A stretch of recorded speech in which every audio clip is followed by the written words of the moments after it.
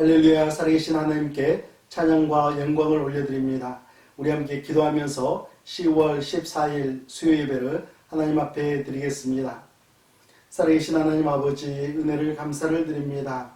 저희들에게 호흡을 주시고 하나님을 찬양하며 하나님을 의지하며 살아갈 수 있도록 인도하여 주심에 감사를 드립니다. 오늘 이 시간 저희의 예배 가운데 임재하여 주시고 하나님의 말씀을 더욱더 사모할 때에 하나님의 크고 놀라우신 은혜를 저희에게 허락하여 주시옵소서. 모든 영광을 받아주시기 원하며 예수님의 이름으로 기도합니다. 아멘. 우리 함께 찬송가 505장 온 세상 위하여 함께 찬양하겠습니다.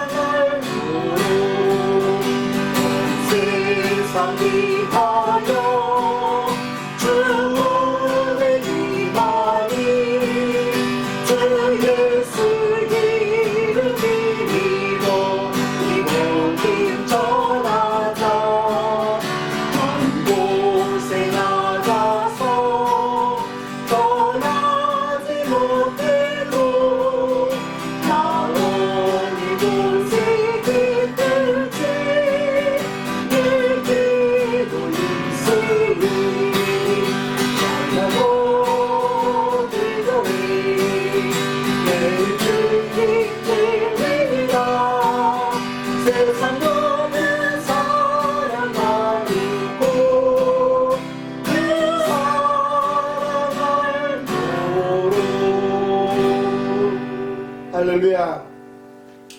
우리 찬송가 445장 태산을 넘어 험곡에 가도 함께 찬양하겠습니다.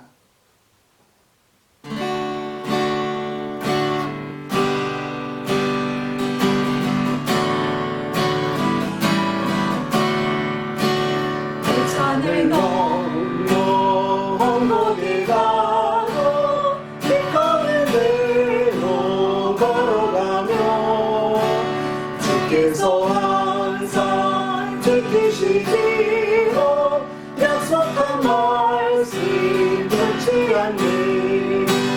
하늘의 영광 하늘의 영광 나의 몸속에 차오르 넘쳐 할렐루야 힘차게 불러 영원히 주를 찬양하리. 하나님의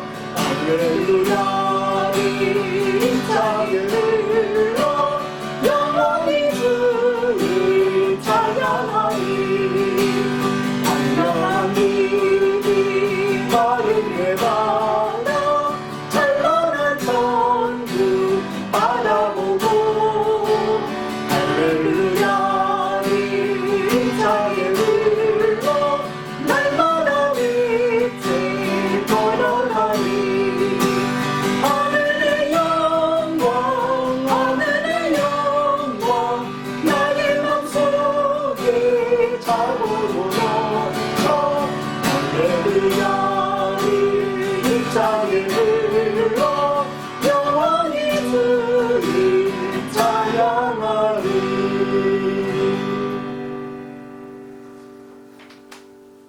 491장 저 높은 곳을 향하여 함께 찬양하겠습니다.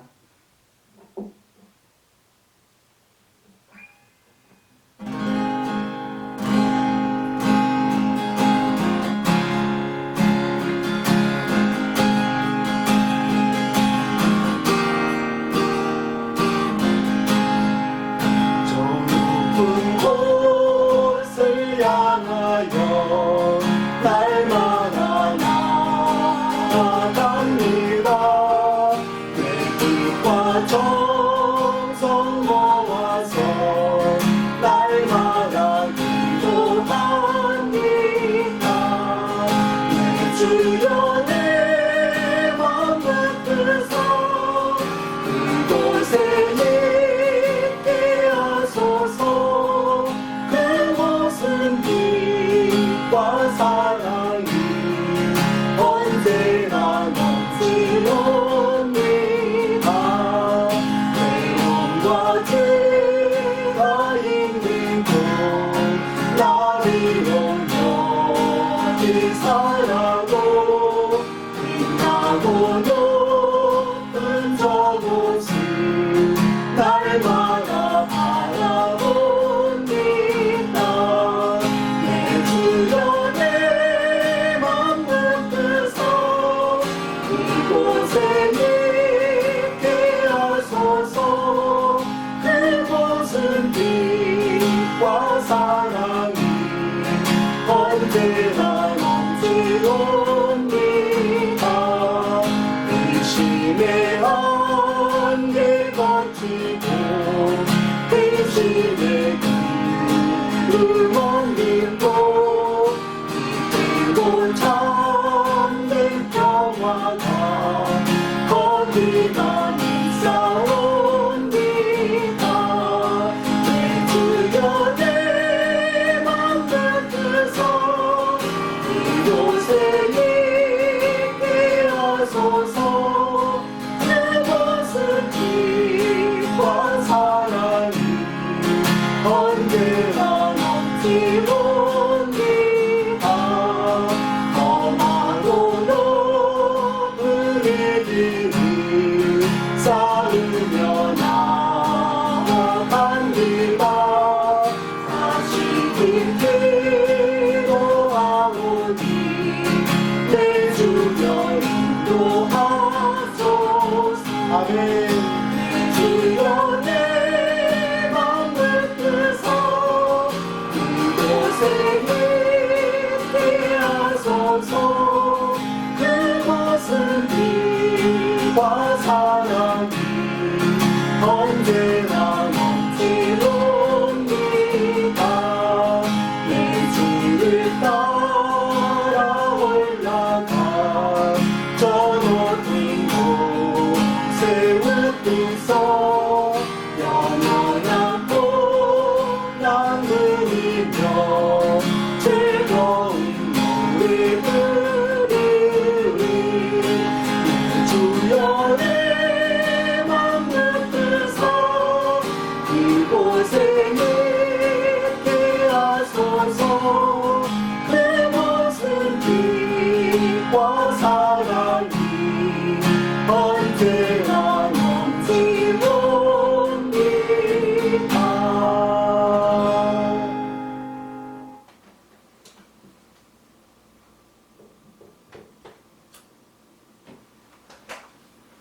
우리 이 시간 함께 기도하겠습니다. 우리 이 시간 함께 기도하실 때에 아론 집사님의 심장을 위해서, 그리고 공영구 목사님의 항암 치료를 위해서, 그리고 박윤석 선교사님의 회복을 위해서 우리 이 시간 함께 기도하겠습니다.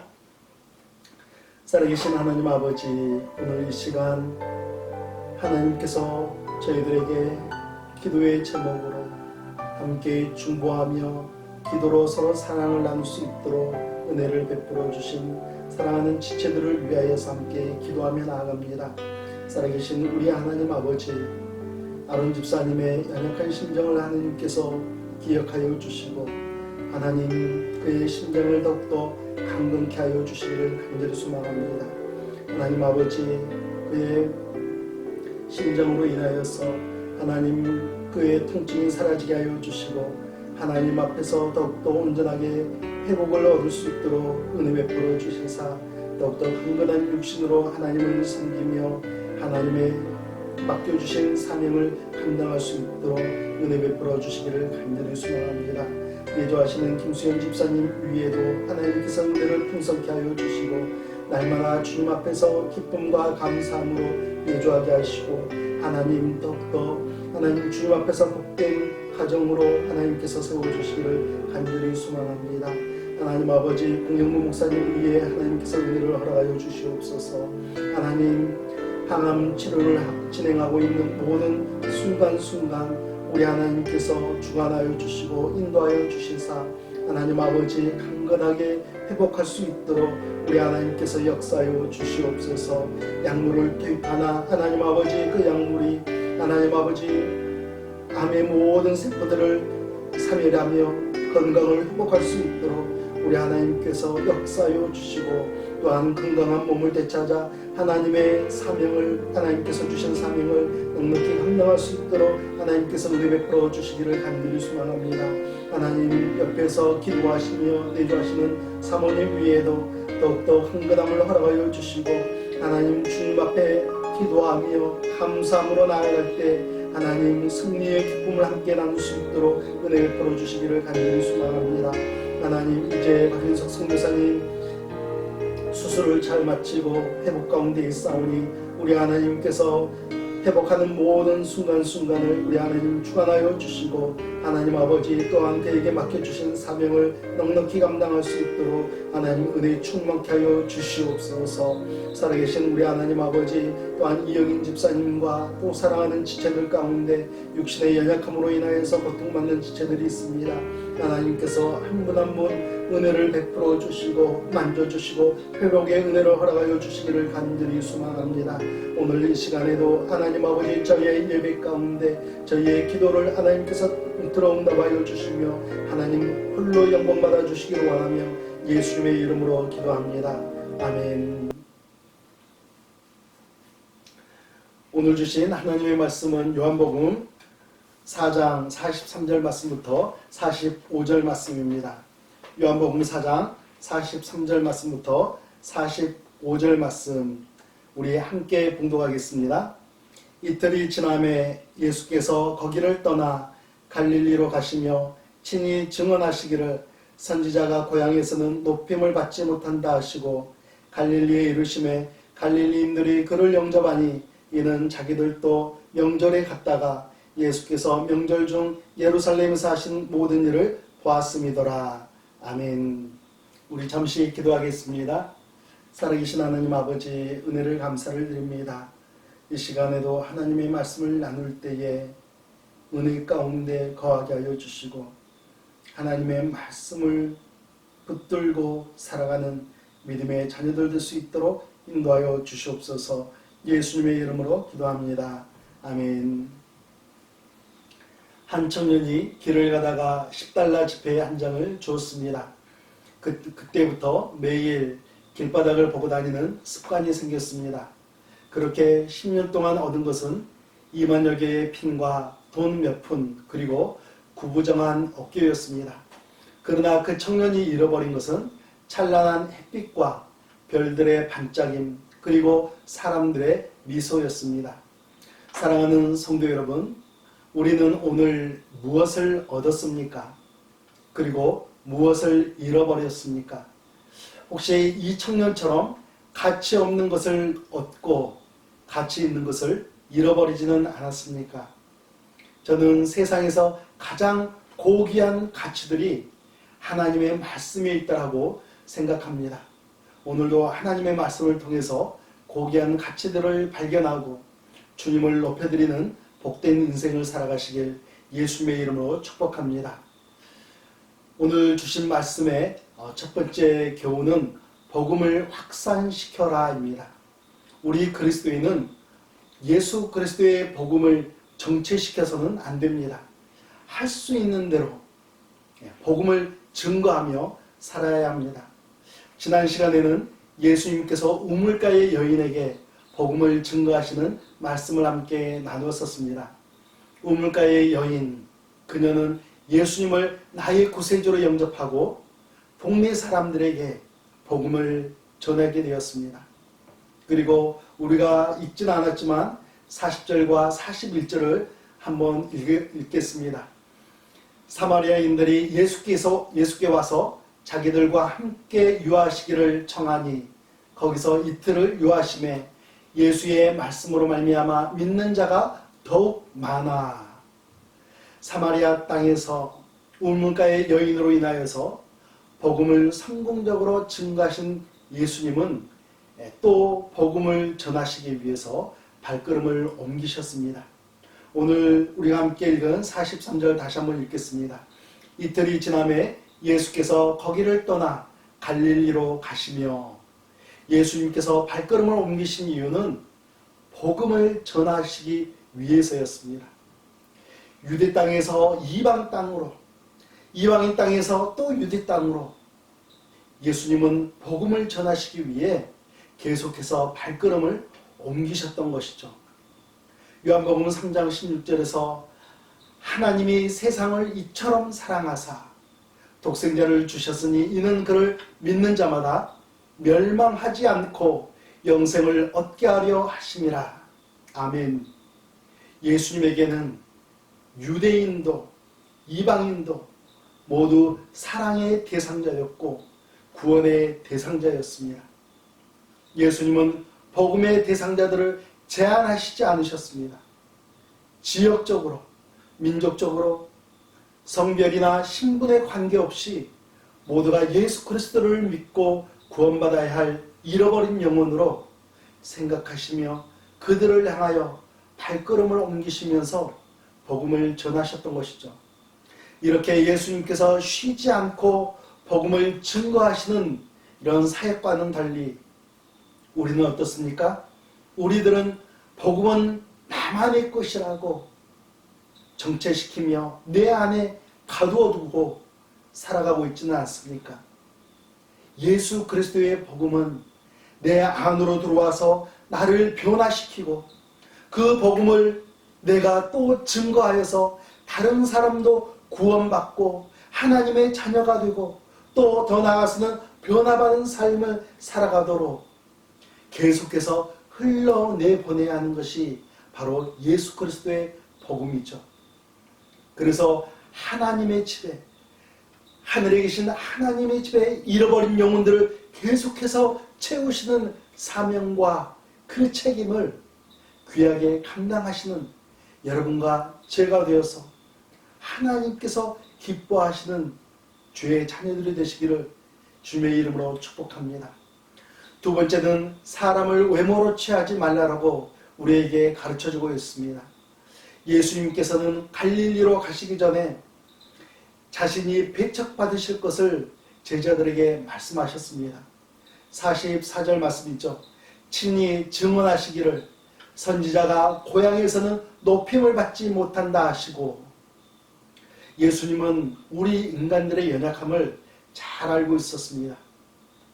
겉으로만 보고 쉽게 판단하고 정죄해버리는 것이죠.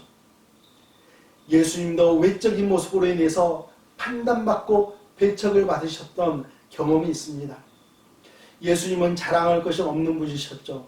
사회적으로는 어떻습니까? 형편이 넉넉하지 못한 가난한 목수의 가정이었습니다. 이사야서 53장 2절에서는 고운 모양도 없고 풍채도 없은즉 우리가 보기에 흠모할 만한 아름다운 것이 없도다라고 말씀하고 있으면서 외모로도 자랑할 것이 없었다라고 가르쳐 줍니다. 학문적인 배경도 전무하고 개인적인 재산도 없습니다.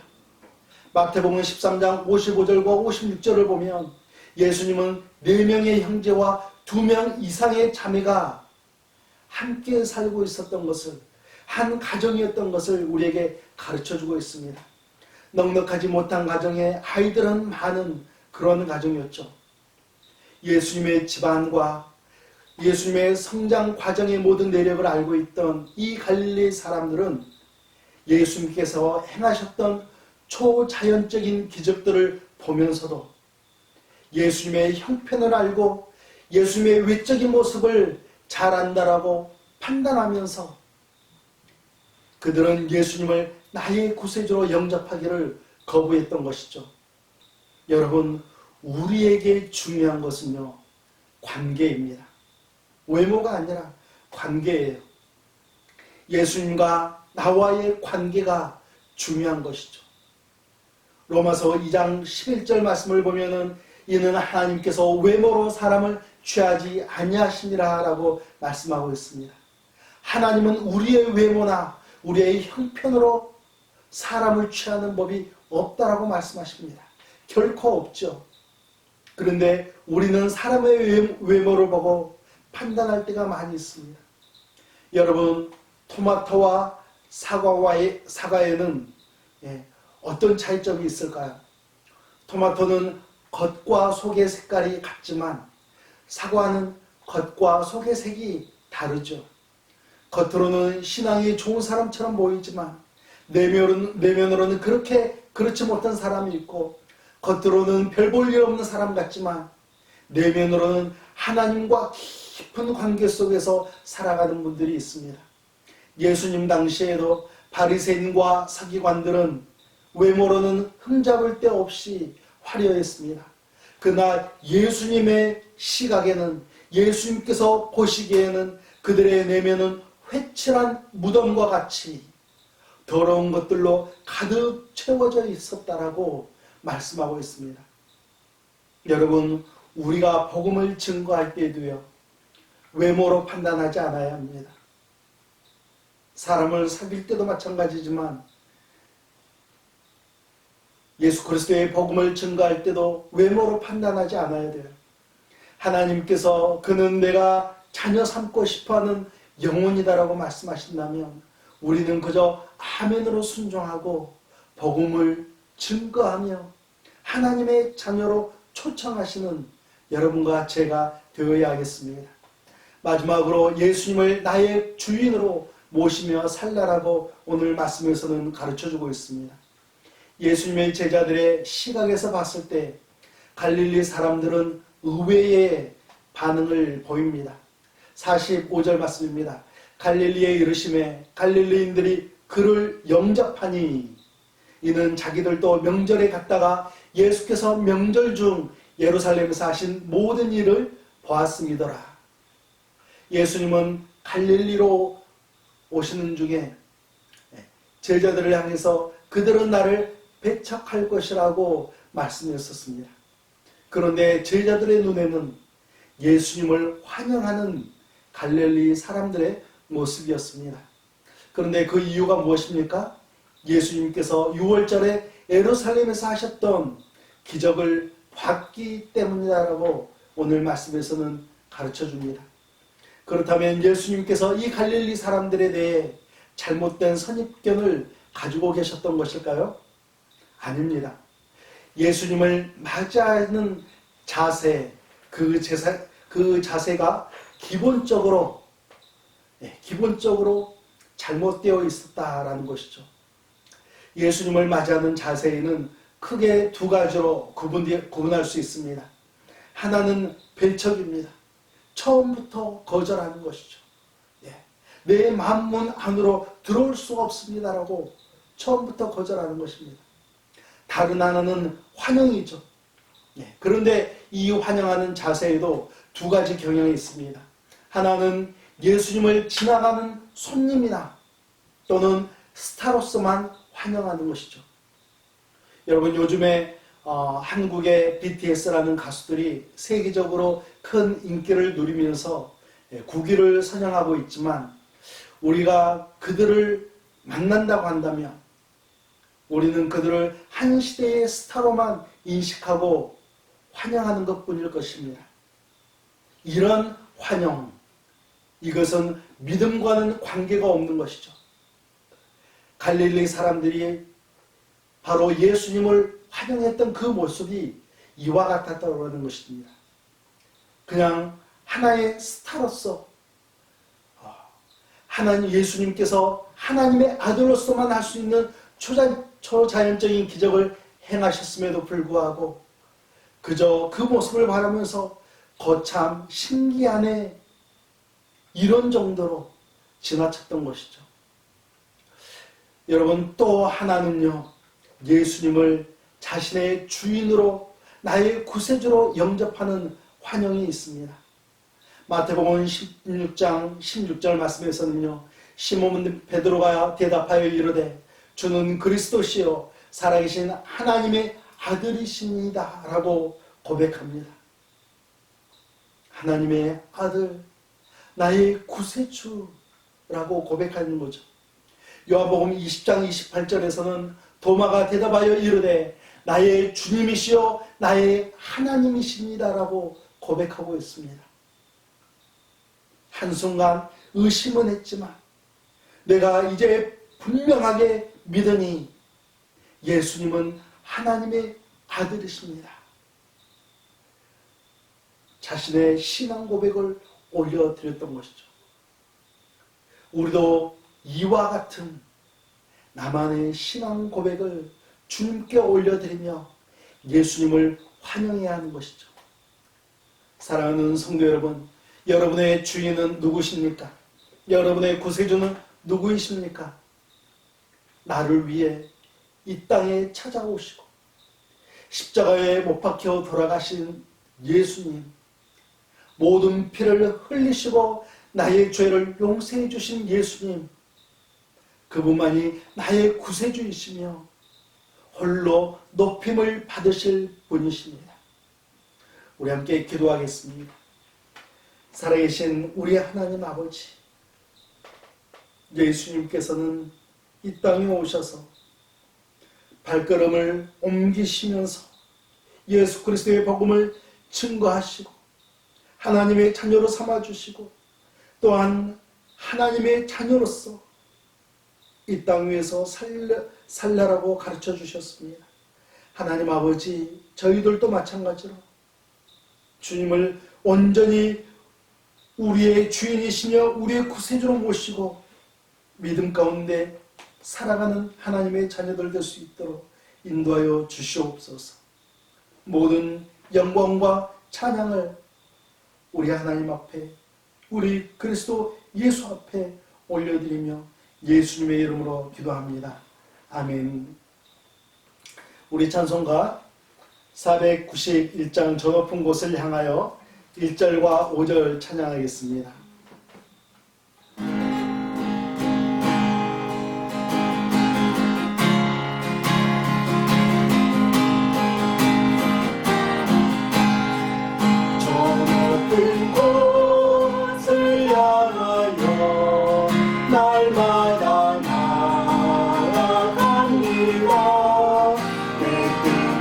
정성 모아서 날마다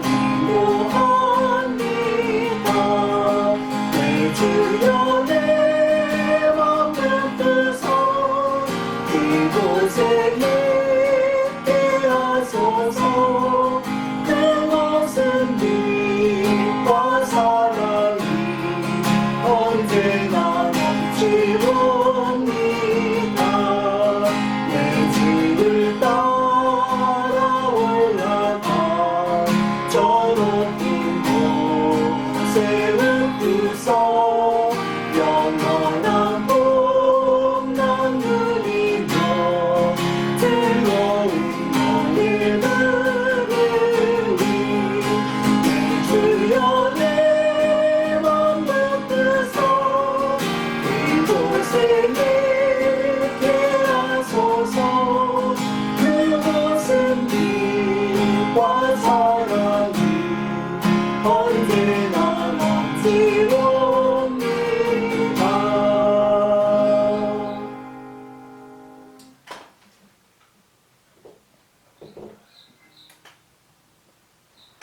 우리 함께 기도하겠습니다. 이제는 우리 구주 예수 그리스도의 은혜와 살아계신 하나님 아버지의 극진하신 사랑하심과 성령 하나님의 간섭하심과 역사하심이 이제 예수 그리스도의 복음을 위해서 더욱더 헌신하며 우리의 구세주 되신 예수님을 증거하며 살아가기를 간절히 소망하는 사랑하는 성도들과 그들의 가정과 그들의 삶의 터전 가운데 이제부터 영원토록 함께 하시기를 예수 그리스도의 이름으로 축원하옵나이다. 아멘.